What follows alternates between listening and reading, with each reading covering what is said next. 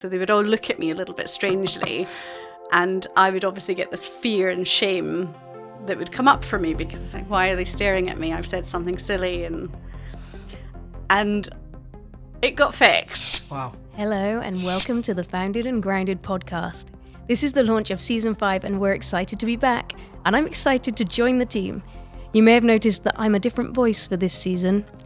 Every episode, we take the real-world experience from experienced entrepreneurs and we take their real-world learning so that you can apply it to your own business. I'm Dr. Becky Sage, I'm co-host of Founded and Grounded, and I'm very happy to be joining Ollie Collard, who is the voice you will recognise from previous series. Hi, Ollie. Good morning, Becky. I'm super excited to have you on board, Becky, for season 5. We've known each other for a while in the startup ecosystem, and it's great to be working with you on Founded and Grounded. On a bit of a sadder note, though, I really do send out our best wishes to Laura. She was sadly diagnosed with cancer towards the end of our last series, and she's battling this horrible disease at present. And everyone connected with Founded and Grounded sends out all of our strength to her. Laura, I have to say, has been really strong in battling this horrible disease. And since her diagnosis, she finished off the last season and has been incredibly inspiring, and also raised loads of money for Macmillan Cancer, which is fantastic, for a great cause. And we will put in the show notes the link to Macmillan if anybody wishes to donate to that great cause in due course. So really just sending out our best wishes to Laura. So on another note, it'd be great, Becky, for you to introduce yourself a bit more. Obviously, I know lots about you, but for our listeners, tell us a bit more about what you do. Yeah, like you said, Ollie, we've known each other for quite a while because we've been part of the same startup and tech ecosystem in Bristol. And so I'm a serial entrepreneur. I've got a couple of startups under my belt. I've worked mostly in the high tech and innovation sector. And generally, I like to work in and with businesses that are making a positive social impact.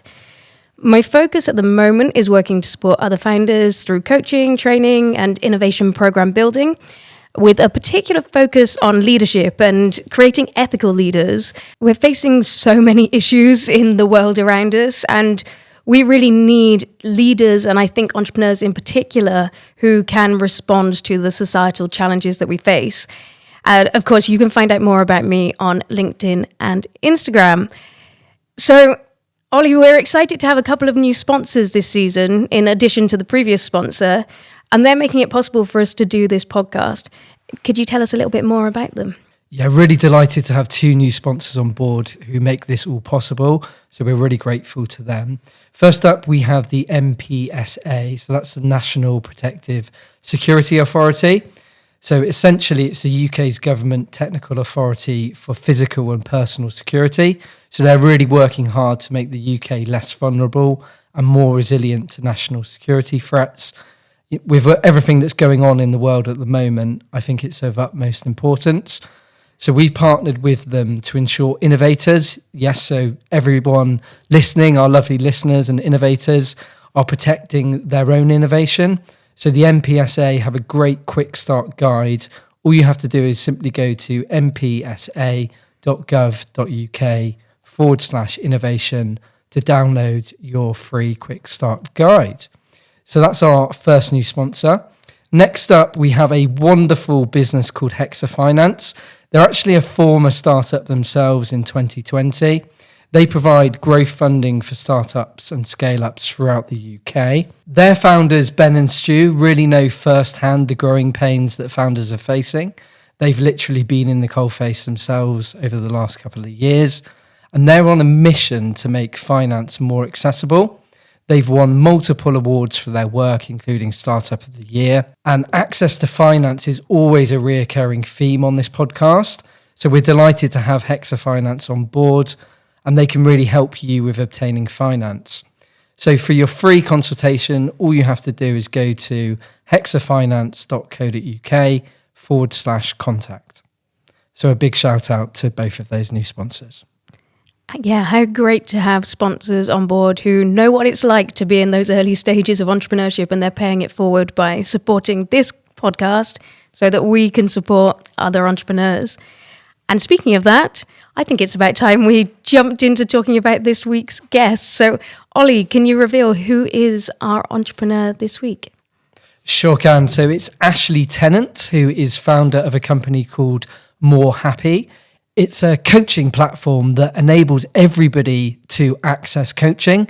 And I think historically, a lot of people find that coaching isn't affordable, but for just £40 per user, per organisation, you can get unlimited access to a coach.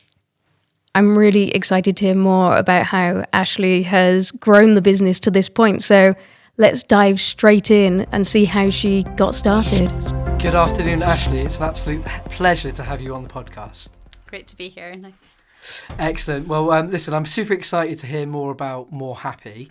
It's a coaching platform solving two really big problems. So firstly, most people can't afford a coach. And secondly, 95% of coaches fail. So I'm really interested, how did you actually come up with the idea in the first place? So it's interesting because I can't remember the moment that I decided to start the business.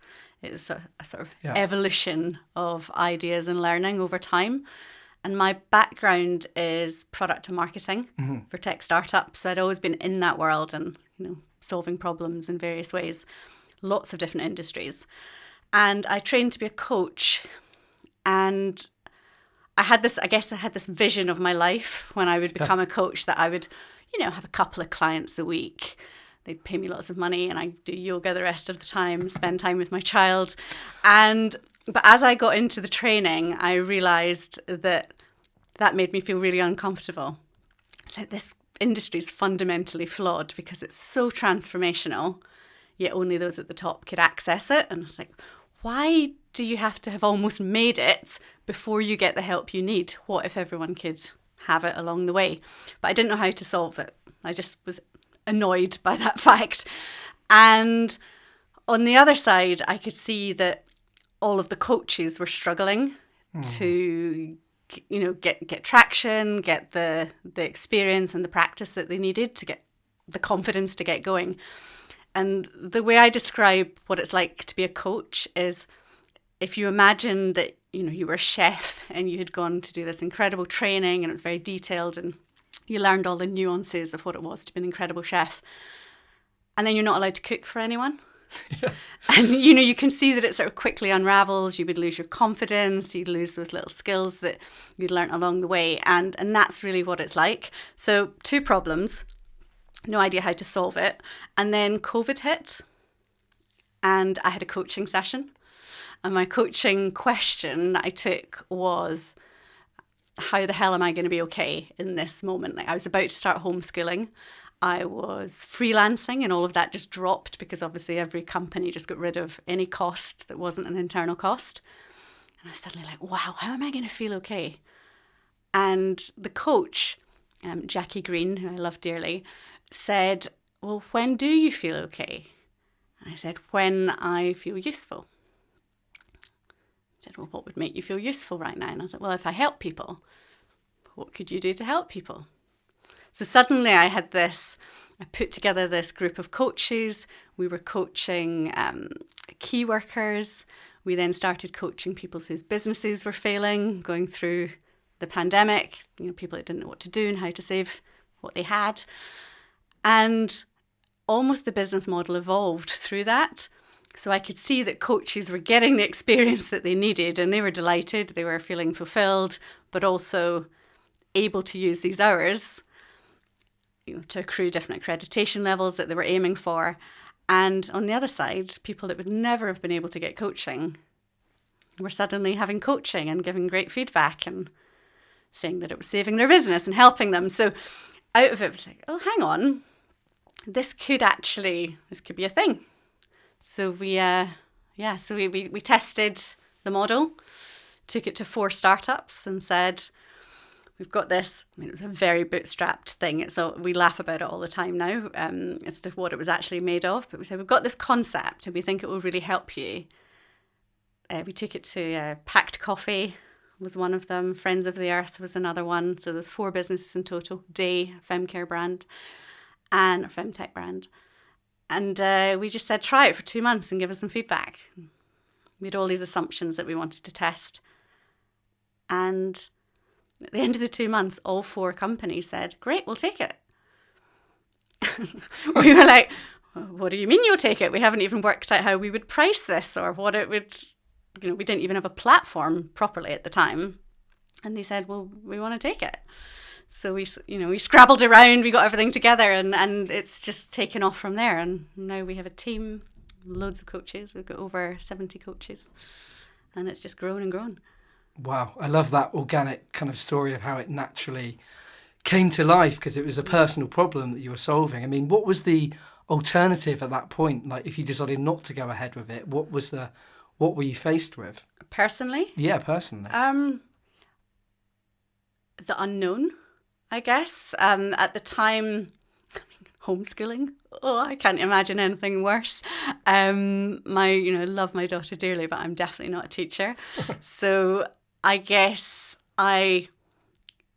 through the pandemic, I would have been lost, and I needed that, that purpose. I guess what I've learned through my career is that I always do really well when I have purpose, and I always fail when I don't.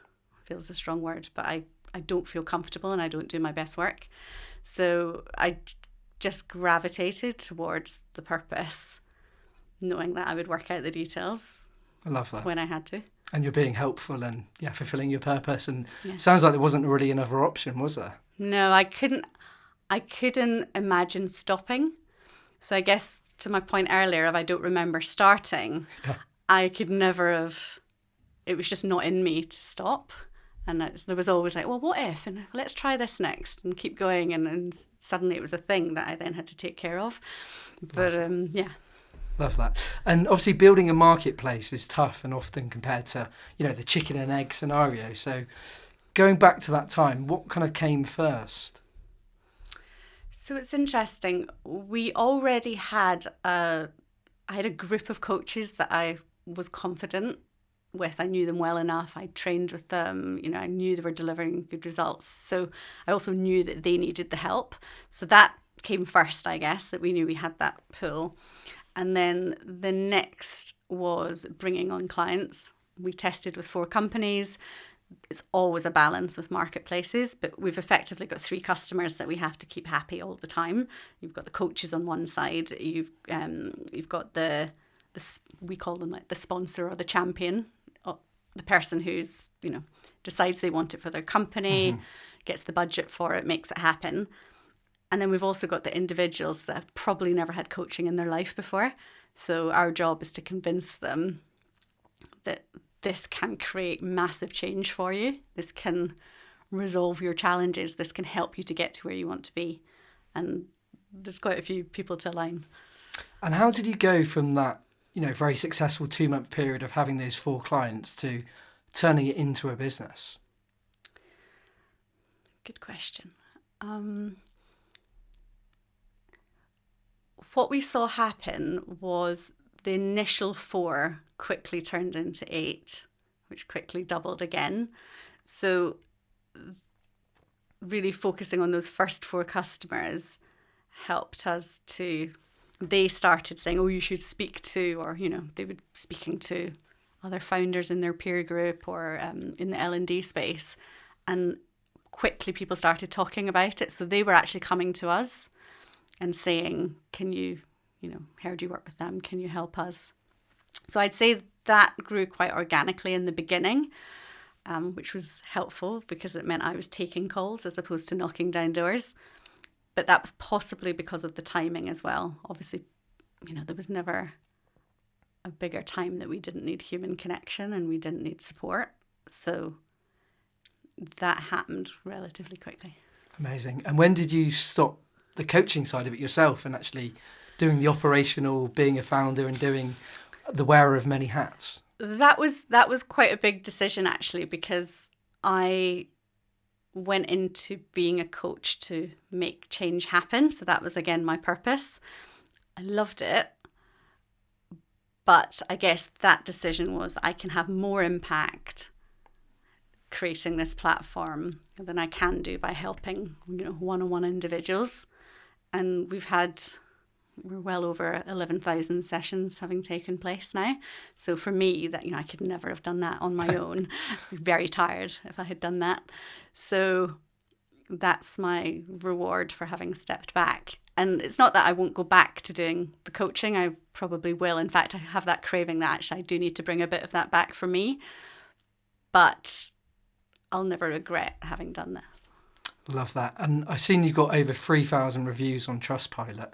So you're clearly doing something very well. What difference is it making to businesses and individuals around the country? So it's interesting. So any business, and I would put ours in that as well, there's no business that doesn't have challenges. And you either have growing pains because you're growing faster than you can, you don't have the processes yet, you don't have the training, you don't have the right people, where you need them. And there's growing pains, there's conflict in the team, there's burnout, there's overwhelm, there's problems to be solved, there's being able to deliver. There's first-time managers is a massive challenge. So I read a fact a few weeks ago that 50% of first-time managers fail, which is huge, but actually not that surprising when you think about it. So what our coaches do is they're there for anyone on your team that is going through something and needs help. And that could be a problem to be solved, or it could also be forward-looking. So where do I go next in my career? Or I'm thinking about leaving my job, but actually maybe there's something more for me at the company I have. Let's explore that. So we can help with many things, but often they're the team challenges. Yeah, I love that. And I guess from a corporate perspective, a lot of people wear different masks when they show up for work. But through coaching, does that enable people to be their true, authentic self? I believe so. I hear lots of companies that say, "Oh, but we've got mentors in the team," or our managers are trained with some level of coaching. And while that's great, I believe everyone should have some level of coaching skills. The true change happens because the employee is able to talk from the heart and actually, say whatever it is they need to say to get off their chest without that fear of repercussion. Yeah. Oh God, I shouldn't have said that, or I overspoke. Our coaches treat everything with they're absolutely confidential. We don't track the calls. We aren't, we're not recording them in any way. So they're the safe space, a bit like speaking to a doctor. And you can say whatever you want, and the coach is just there to help you to turn it into something useful. The security threat to UK tech startups is growing. Protecting your innovation is crucial to your business success. Secure Innovation is here to help, and it only takes a few simple steps to get started. Don't leave it too late. Visit npsa.gov.uk/innovation to find out more and download the Quick Start Guide for free today. Are you looking to access finance for your business, but unsure where to go and who to trust? Introducing Hexa Finance, providing growth funding to startups and scale-ups throughout the UK. Ben and Stu started Hexa Finance with a clear mission to make finance more accessible to business owners like you. Launched in 2020, they know firsthand the growing pains you're facing. Their fast growth business is the proud winner of the Startup of the Year award and has recently been recognized for its economic contribution. So, if you need funding now, or it's on your horizon, the experienced team at Hexa Finance are here to help. To access your free consultation, simply go to hexafinance.co.uk/contact. So it's so interesting, Ollie, to hear from Ashleigh about how passionate she is about coaching and how she turned her own coaching journey into something where she could help so many other people. And she was really articulating there the value of coaching. So it's no surprise that coaching is actually the second biggest growing market globally. And there are a lot of startups who are trying to create something in this space. And somehow, most people have not been able to find their unique proposition in the way that Ashleigh has. I think we see a lot, and there's some probably a lot of perceptions of coaching that might be false. So we see, for example, I don't know about you, but I get bombarded on Instagram by all these Instagram coaches, and it's very hard to know which ones to trust, which ones not to trust, who's actually got credentials behind them. And then the other thing we get is that coaching is really just reserved for people who are in really high leadership levels in corporate, which is traditionally where the spending has been. What I find fascinating about Ashleigh's story is that how her own personal story helped organically find the model. It started as this personal need that she had and the other new coaches around her to try and get coaching hours under their belt. And at the same time, COVID happens and she really wants to be useful. And it was her coach that said, let's find something useful to do. So I'd like to just talk a little bit more about coaching and how important it is. So Ollie, we're both coaches too, so I thought it'd be really interesting to just dive into talking a little bit more about coaching and how important it is. And who should be getting coaching, do you think? I think fundamentally everybody should have access to a coach, and this is what I really love about More Happi, is that it's democratizing coaching, and it means that people actually can get access to it, and it might be for the first time that they're experiencing it. So ultimately, I just think it's such a great thing and a great mission that Ashleigh is fulfilling. And I think, it's nice to hear how the whole business came about out of this personal story of, not feeling fulfilled and COVID happening and this really organic business coming to be. So I just think it's a wonderful thing. And I think in terms of coaching, I think, it helps people reflect. I think what good coaches do is they fundamentally listen and let the people who are being coached find the answers themselves. Mm-hmm. Yeah, I know. I didn't get coaching until I was quite a long way through being a CEO of my first company. And of course, it kind of happened from a need whereby everything had got on top of me, all the different challenges we talk about as entrepreneurs. And finally, I got a coach. And I have a gymnastics background too. And of course, in gymnastics, you always have a coach. In athletics, we always have coaches. So as soon as I got this coach, the value she added to me, which was to really give perspective, to give that reflection time, to be able to break things down into tangible steps. And I think especially important when we're all running around, we're very busy, we're often very stressed, we've got all these conflicting priorities, that space can make all the difference. Now, of course, as I mentioned before, the reason More Happi has been able to scale is because Ashleigh has found this really interesting model whereby new coaches are volunteering, they get their coaching hours, and then that's what enables her to make coaching more affordable. And I think that, therefore, she has to consider many different stakeholders here. Mm. And this is what's made it so smart, but it's also one of the big challenges as well.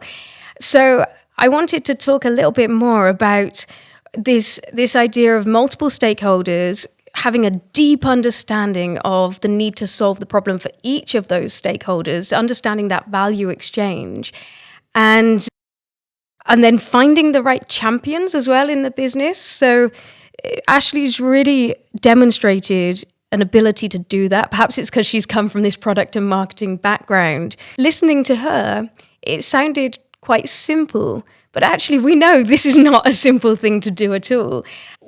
What do you think, what ingredients do you think Ashleigh had that we can all learn from?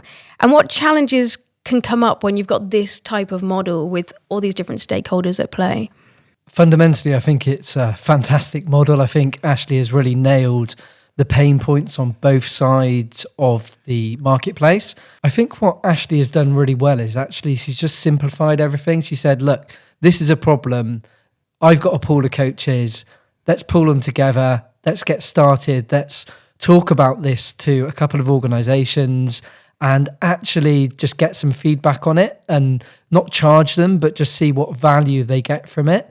And obviously the value that they gave was overwhelming. And obviously this has led to the business. But I think in business, simplification is one of the hardest things to do, but yet has the most impact. And I think that's what Ashleigh has done to make this business so successful. Because, as you say, she's got 3 different stakeholders, having to pull it together at different time points, making sure each one with different needs, different wants, different desires are happy. And it's a big, big jigsaw that she's managing. It's the simplification piece. Even as we're just talking now, you're making me think she's had a coach all the way along.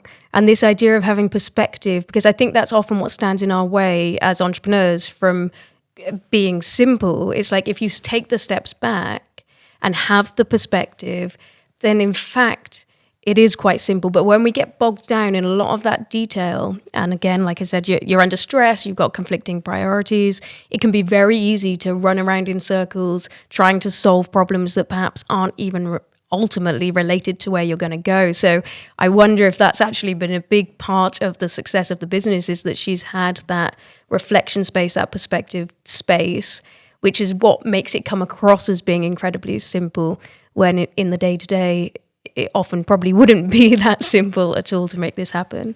Yeah, of course it's not that simple. And I think the fact that Ashleigh has made it look easy means that she knows the industry inside out. I think that's where you get great entrepreneurs, is they know the market, they know the customers, they can talk about it till the cows come home, and they have that in-depth understanding which makes them communicate in a very simple and effective way. Listening to Ashleigh made me think about that old adage of the customer, it's the customer that pulls the business out of you. And I think it's really by, like you said, doing the testing, doing the listening, is able to construct this business in a relatively organic way.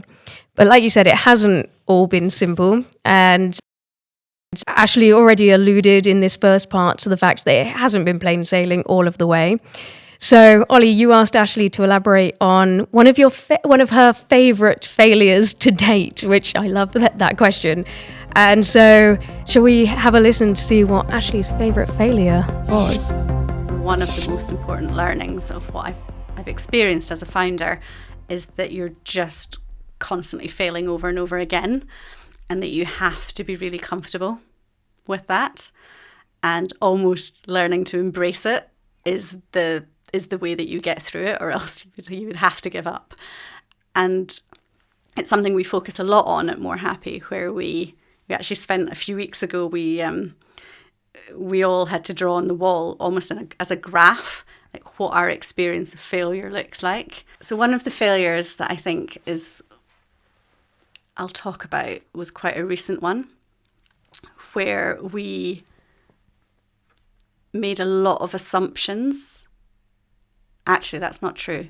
We used a lot of metrics on a test that we did, but one assumption, and the assumption was so wrong.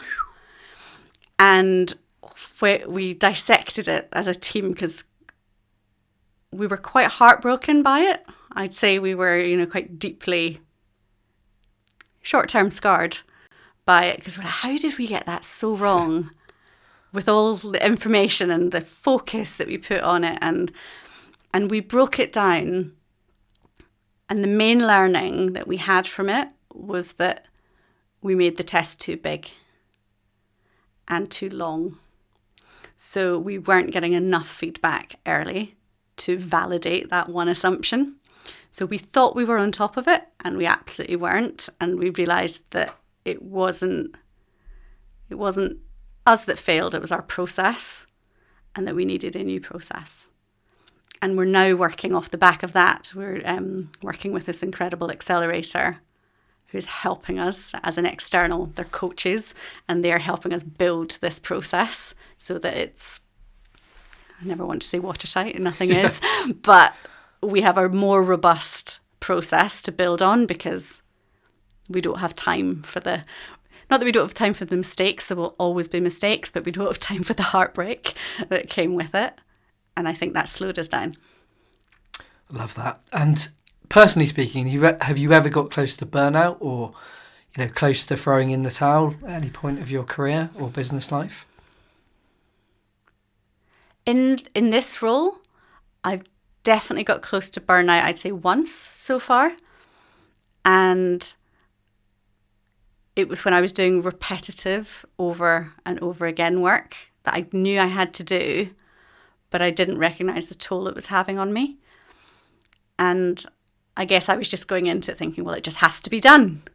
And I'm the person that has to do that. And, all of those things that, as a coach, is ridiculous. I should be thinking, better about that and looking after myself. But of course, fell into the trap like we all do. And the thing that shook me, I think, is realizing that I was losing my love for the thing that I absolutely love. And I was like, oh, that's a disconnect. And it's like, am I actually falling out of love with it? No, I adore it.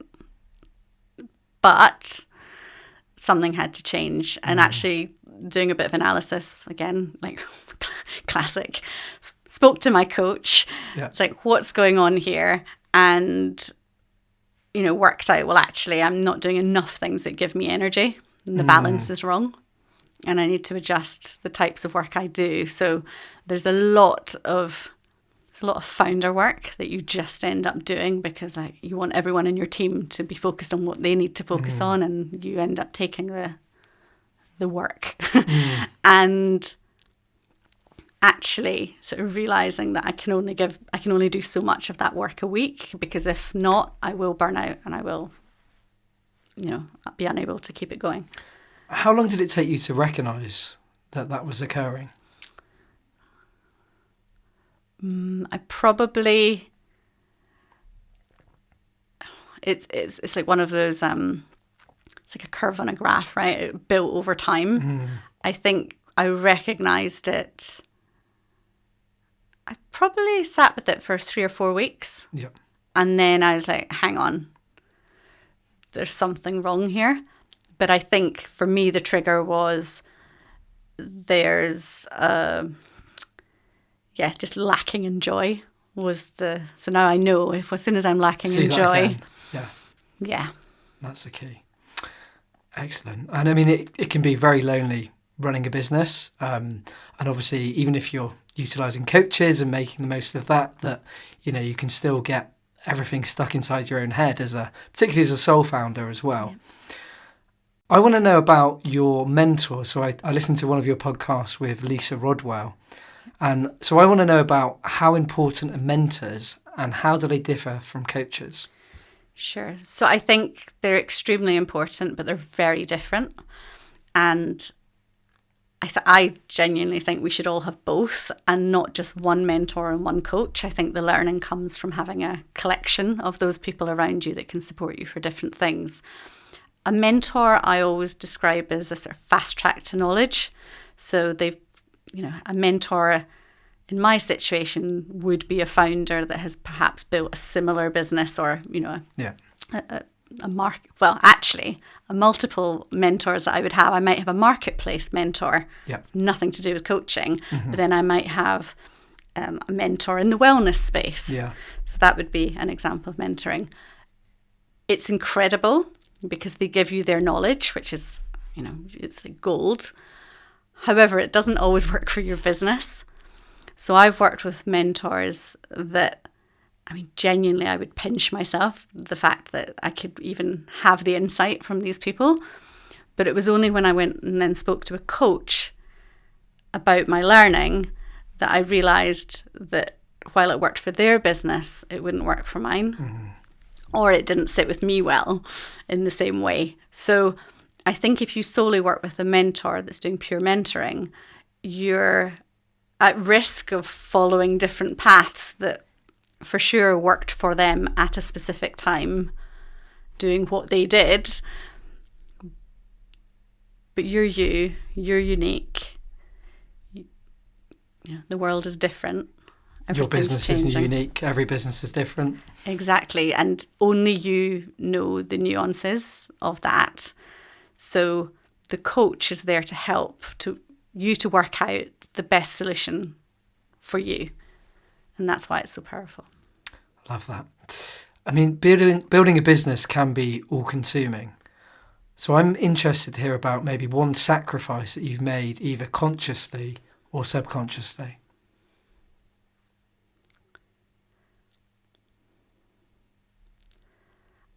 I think a sacrifice is always about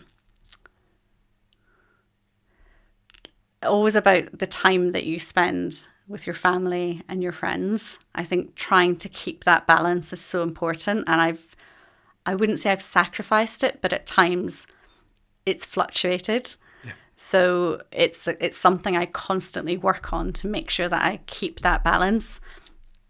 You have to give it the deathbed test. Like, how will I feel? Yeah. What will be important to me when I look back? Building a business and helping thousands of people will be something I'm proud of, but I also want to be equally proud that I was there for my daughter, I was there for my husband, there for my friends. So, so important. I guess one thing that I fail all the time on is... Let's hear it, Ashleigh, come on. I'm terrible at keeping a routine with exercise, and it helps me so much when I do it. So I love running. Yep, same here. Helps with my mental health. I solve problems when I run. Yep. So it's not even like I'm not working. Yeah. I am working. But for some reason, it's like, oh, there's that Zoom call or there's that call. And I always, I'm halfway through the day and I haven't done it. And then it's not going to happen in the second half of the day. So I consistently fall down on that. And it's something I'm aware of and I need to work on. Yeah. But it's my failure. I share that one. I mean, I love running as well, and I've actually broke my collarbone 4 weeks ago. So being out of action, which has been, a bit depressing, to be honest. It's, good for your headspace, problem solving, as you say, and try and get it done in the first thing in the morning, as you say, otherwise it won't happen. Yeah. And I always try and book in some sort of event, so if it's like a half marathon or a marathon or something like that, so you've got something that is actually you're looking forward to and actually you're working towards, and then you find that you keep it up as a habit, otherwise it's very easy to say no, isn't it? Absolutely. I agree. So it's no surprise to hear that Ashleigh has a pretty good grasp of failure and the role it plays, and an ability to deal with failure.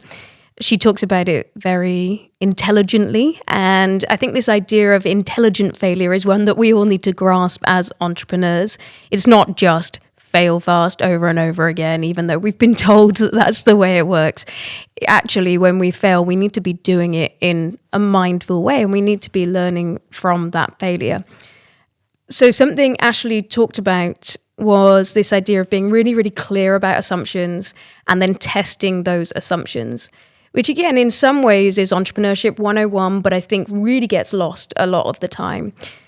So her failure that she talked about was this idea of making the test too big and not making it the right size for the context of where the business was at that time. And this is something that I come up against all the time. So a lot of my background has been in the ed tech space. So in the ed tech space, a lot of work that has to be done is about proving the efficacy of your product in terms of the educational impact. And of course, you could argue that a coaching platform is also an ed tech product. So they have to prove the efficacy of their product. But if you do too big a test too early, you're not going to get that information quickly, which is exactly what Ashleigh was saying. So they'd created this kind of big process, this big test. And then the problem with that was that they weren't getting the information that they needed quick enough. So they adapted the process. How do you think startups can effectively use experimentation? And do you see it a lot, or do you think this is something where a lot of entrepreneurs can improve? It's so important to the early stages of running a business, I think, first and foremost. I think that in this case, Ashleigh rightly identified that she'd put too much onus on this big experiment and they were expecting grand results from it. And I think actually it should be done as more as a kind of continuous development thing. You should be running mini experiments throughout the startup phase and testing your assumptions, even if you have a really strong gut feeling that it's true. So I think it's about questioning everything, being curious, running very small scale experiments where there's less variables, because then ultimately there's less to go wrong and you really are testing the right assumptions. And I mean, from your edtech background and also your scientific background, Becky, I mean, experimentation and hypothesizing is at the heart of what you do. So yeah, interested to know your thoughts as well. Well, I laughed when I heard that's what happened for Ashleigh, because I certainly recognised that. Like you said, I've got a scientific background. I have a PhD, which of course is a 3-year-long experiment, very different from what we're doing in the startup space. Having said that, my first startup was in the scientific space too, and our customers were scientists. So you really did have to get this balance right around how to... There were some longer term studies we had to do, but at the same time, you've got to do all those short term studies. And I really like what you said about this kind of continuous process. And I often hear about the idea of a culture of learning. And I think in a startup, that's what you need to do, like always be looking at what is the hypothesis, what are the assumptions, and then testing those hypotheses in the way that is relevant to where you are at in the business right now. So we often talk about it with very, very early stage founders. And of course, again, it's when you're just testing, like, is there a value proposition here? And you've got no money, you've got no investment, and you don't really even know what that USP is for the business.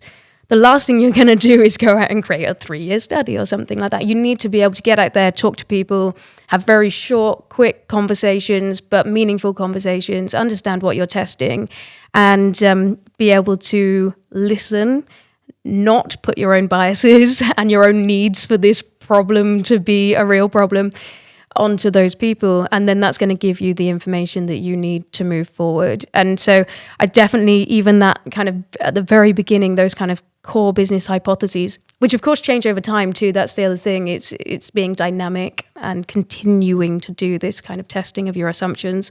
I talked already about product efficacy, like, is the product actually working?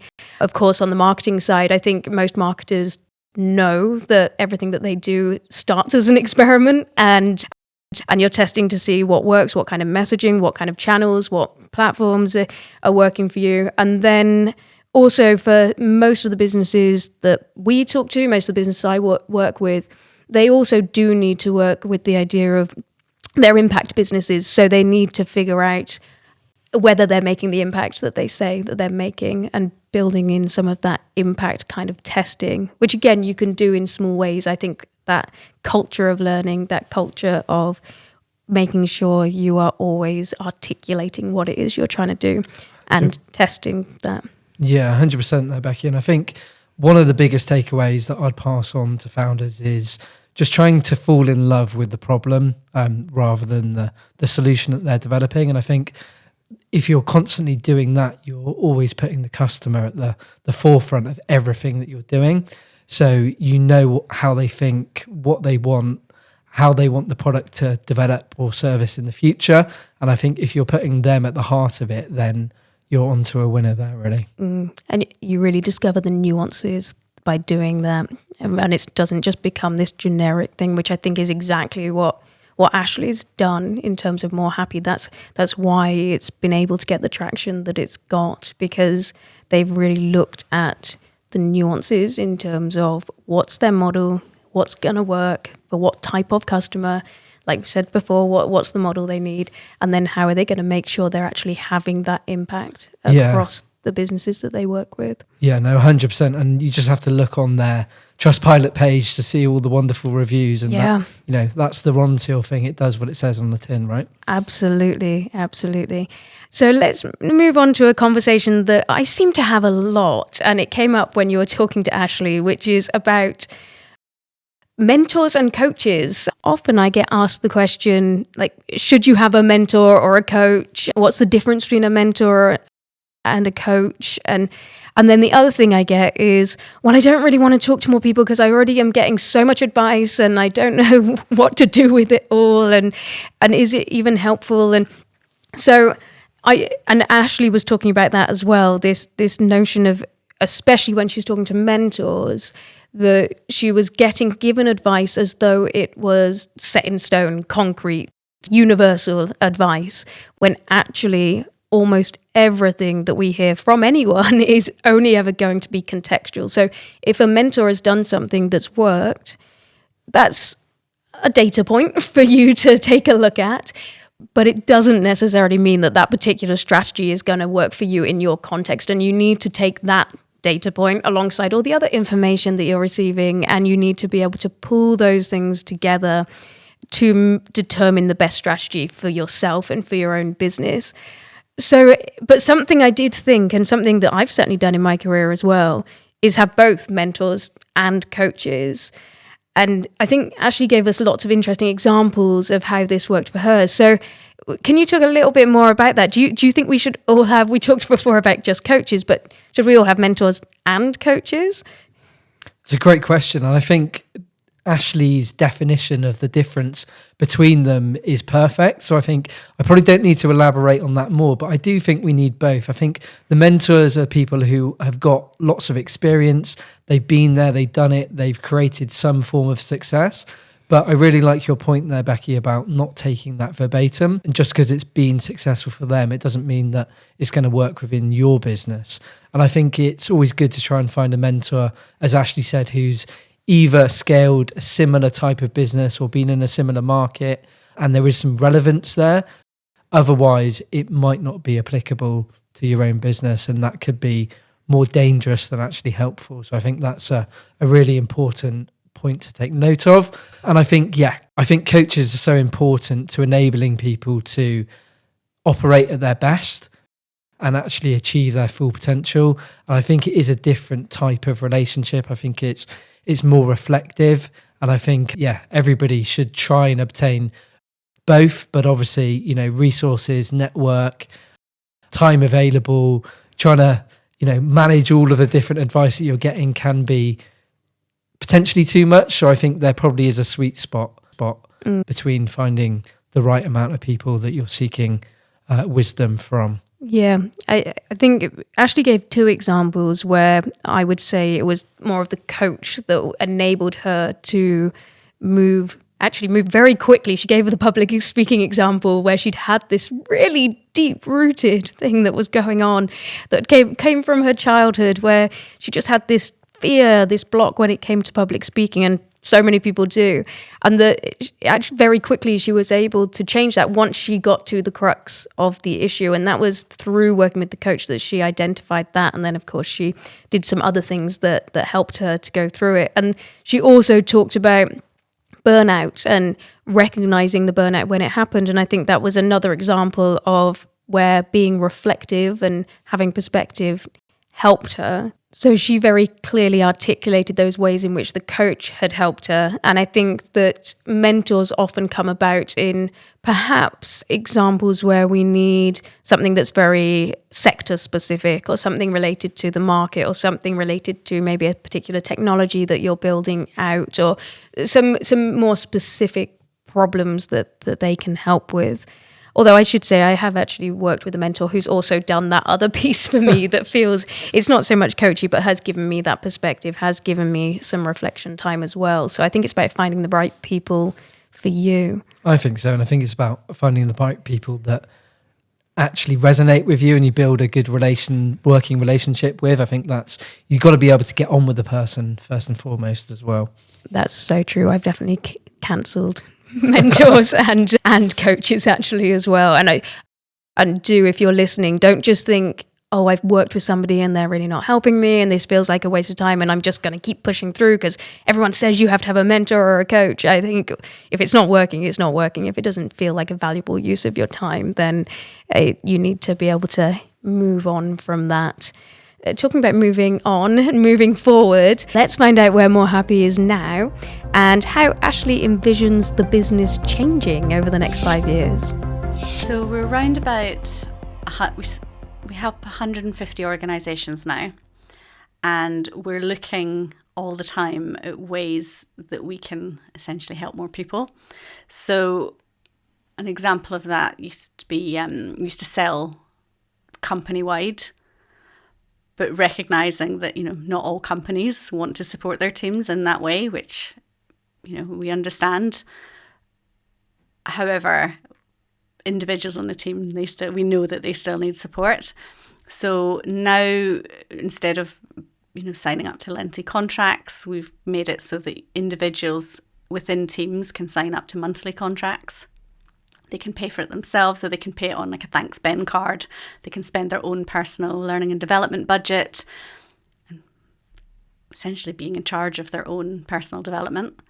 And that's really important for us. So we've just launched that.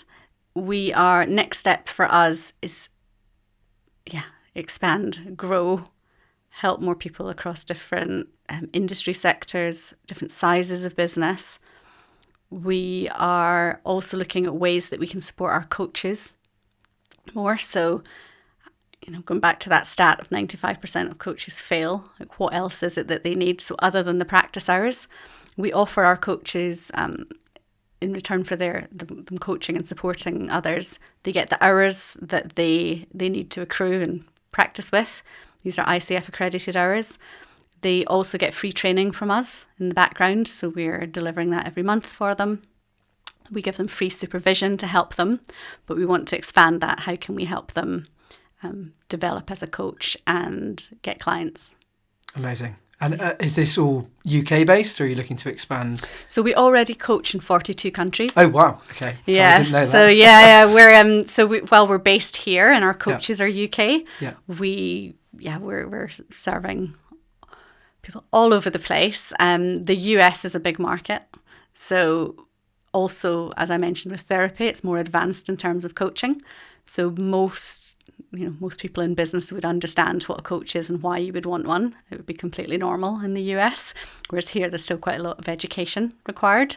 So that's a big opportunity for us as well. Amazing. And if you had to distill down just one piece of advice that you could pass on to a founder or somebody thinking of starting a business, what would that one piece of advice be? I think sense check how passionate you are about it and the impact that you're going to have, because it's so tough. And even when it's tough, I find it joyful because I'm doing it for a reason. I think if I was doing something that I didn't feel that passionate about, I would have given up or failed every time there was a roadblock or someone telling me it wouldn't work or that I shouldn't be doing it, or, there's always people there pulling you down. So you need to be super passionate so that you've got that constant fight in you to keep going. So sense check the mission. If I knew you better, what's one question that I would have asked, and what's the answer to that question? So the question I think you would have asked is, what is your biggest fear? And my biggest fear in life is being a good mum, or not being a good mum. Like, will I be there for her in the way that she needs me to be throughout her life? I love that. I mean, being a founder myself and having 2 kids, it's a constant battle, isn't it? That self-reflection, and you don't ultimately know, I guess, at any point how well you're doing, do you? Yeah, there's not always the feedback that you need. It's not like a business, but that always is my quest and my sense check. Am I doing enough for her in the way that she needs? What a lovely note to end on, Ashleigh. Thank you so much for your time. It's been a pleasure chatting with you. Thank you. Great to be here. Wow, there was so much to dissect in that part of the interview. I mean, we're going all the way from growing the business, moving to the US, to actually what Ashleigh's definition of success is in terms of being a good mum and what the business vision looks like as well. So we can't cover it all, but I'd really like to talk a little bit more about how we motivate people in the business. So for this business, coaches are really the cornerstone. For Ashleigh to be able to scale More Happi in the way that she wants to, she's going to have to continue to really refine this relationship with the coaches and ensure that the quality remains high as it scales. I mean, I think we've heard from other organizations with a relatively similar model. I'm thinking about, say, BetterHelp, whereby the quality perhaps diminishes as the business grows, or a lot of work has to be done in order to ensure that the quality is maintained across the business. How do you think Ashleigh has made that work to date? And do you think she can kind of carry that on through? What's she going to need to be conscious of as the business scales? It's a really tricky one, isn't it? Because you can't have quality, speed and growth all at the same time, right? So I think Ashleigh's approach to it probably is going to be focused on the quality element. I think she's grown the business very naturally to date. I think she hasn't taken on too much outside funding. She's still in control of a lot of the business. And I think that enables her to ensure that she's got a very strong vetting process in terms of taking on the coaches. I think the fact that she's a coach herself, she knows the industry inside out, as we've said before, really helps. She gets it. I think the fact that coaching is a massively growing market obviously helps, because, you know, you're going to have more coaches entering the market as it grows naturally. So I don't think she's going to run out of customers, coaches to work with. So it's a matter of ensuring that the processes are really tight and she's getting the right people on board. I think, like you said, I think expectation setting is really important, and it feels to me like that's already been seeded in this business. There's a good understanding of what quality looks like and what type of coaches that would be a good fit with More Happi and the clients of More Happi. I think motivation is the other thing that she's already really understood. Like you said, because she's got this background, because she knows the coaches really well, she understands that there are both intrinsic and extrinsic rewards for the coaches to come on board and to perform at a high quality. And we didn't talk with her about the ways in which she tests that quality, and I'd be really interested to understand that further with her as well. But we know that she has this head for experimentation, for learning as she goes. So I'm sure that they've got some really interesting things behind there that help to measure the quality of the coaching. You mentioned the trust pilot and, of course, feedback from customers. So yeah, I'm sure there's a lot that we could potentially learn and find out even more from Ashleigh about how she's doing that quality measurement. So speaking of kind of what's going to happen as they grow, she also discussed moving into new markets. Even though they're already international, she talked about the US market. It's a big market, especially in this learning and development space. We often hear about it with edtech startups. Like I said, I've worked a lot with those edtech startups, and the US is almost always cited as this big market where people are actually spending money on this kind of thing, on learning, on development, on coaching. There's already a culture of therapy and this reflection and support in the US. But for many businesses, especially those who aren't starting from the US, I think that they try to run before they walk in terms of looking at this as a market that they might be able to utilize and jump into. So I think it's really interesting to look at the approach that More Happi and Ashleigh have used in terms of being organic and being smart about the strategy that they're using and not trying to do it all at once. Whilst they're talking about the US now, this isn't something that they immediately jumped into other than what was just happening more organically. So they got the traction, they've tested early on, and then they've been able to expand and grow.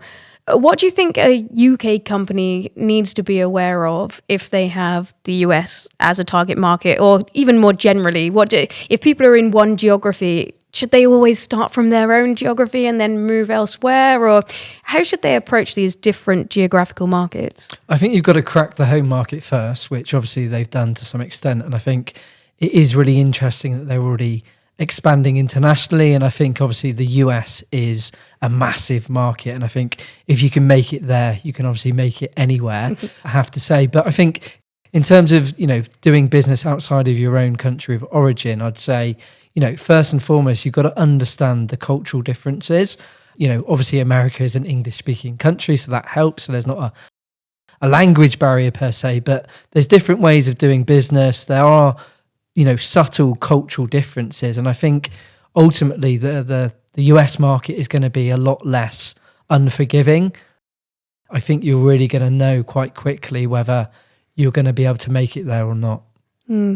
Something I really love about Ashleigh's story is that she has never run before she could walk, by the sounds of it, from the outside. And this ability to kind of take it step by step and learn from each stage and then move forward more quickly, actually, because the growth if you look back, has been relatively quick.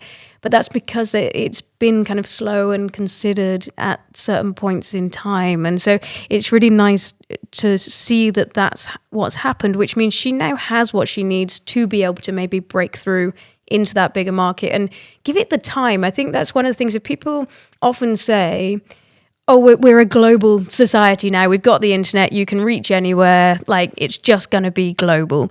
And we're not really going to be strategic about it. The trouble is, because of those things that you just talked about, even if it is just different cultural approaches, it's still the same language, but it is incredibly different. And you need to put focus and resource into breaking through into those different markets. So if you're spreading too thin early on, you're just not going to have the resource to really focus on any one of those markets, and perhaps you're not going to get the traction anywhere. Yeah, and I think that comes back to probably Ashleigh's DNA, that's probably embedded within her in terms of her, the coaching culture and that self-reflection. And I think, a lot of businesses will go out and raise VC funding and try and, use that as rocket fuel to grow the business really fast, really quick, expand beyond their own comfort zone. And I think to build a more sustainable business, I definitely prefer Ashleigh's approach to it. And something I think Ashleigh has, which I think is a fantastic mix for entrepreneurs, is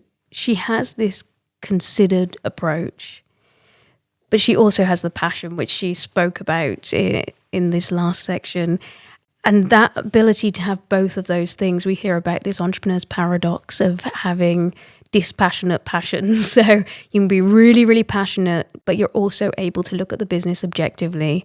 And so from that, she's been able to harness this growth and this impact. So of course, as always, Ashleigh has a question for you. So let's go over to Ashleigh and listen to the question that she has. So my question is, what percentage of employees within businesses are thinking of leaving at any given time? And is the answer 10%, 20%, 30%, or 40%? Great question. I'll get some answers to that on our socials. I got an inkling what the answer might be, but I won't give anything away. Thank you, Ashleigh. Make sure you send your responses into us via social and check out Ashleigh and More Happi online using those details that she just gave us. On the subject of social, shall we go back and see what you've been saying in response to the final episode of last season, where our featured entrepreneur asked a question? Ollie, what was the question? So we had the CEO of Flow Neuroscience, Erin, on the podcast. And her question was really pertinent. So she asked, by the end of this decade, so by 2030, what will be the leading cause of death and illness globally? What is it expected to be? So the 4 answers that she gave were colon cancer, heart disease, war-related deaths and murders, obviously in the news a lot at the moment with what's going on in the Middle East, and lastly, depression. So the results were really interesting. 58% of people actually said depression is going to be the leading cause of death globally, which in fact is the correct answer. And that was followed by heart disease, which is quite incredible, really, in a bad way. And I think that it is such a global issue, and it's amazing to see lots of businesses like Flow Neuroscience and other ones. And as we talked about at the start of this podcast, there's some massive global issues that we're facing as society, and I think entrepreneurship is such a great vehicle to be able to help solve some of those issues. Yeah, it's amazing that even More Happi, the guests we've just had, are tackling this problem in a slightly different way, perhaps. It's a horrible statistic, isn't it? But I'm not surprised about it, and just hoping that we're all moving in the right direction in terms of turning that around, because I really think it's a solvable problem. So, Ollie, can you tell us who's going to be our next guest? Our next guest is a exciting founder from Bristol who runs a business called Yuup, which essentially is a marketplace for experiences. And he's actually going to be knocking on our studio door any minute now. So how exciting, and can't wait to unpack his business. Absolutely. Well, thank you everybody for listening. If you like what you've heard, please leave us a review on Apple Podcasts. And don't forget that there's a big selection of previous episodes. Just search Founded and Grounded.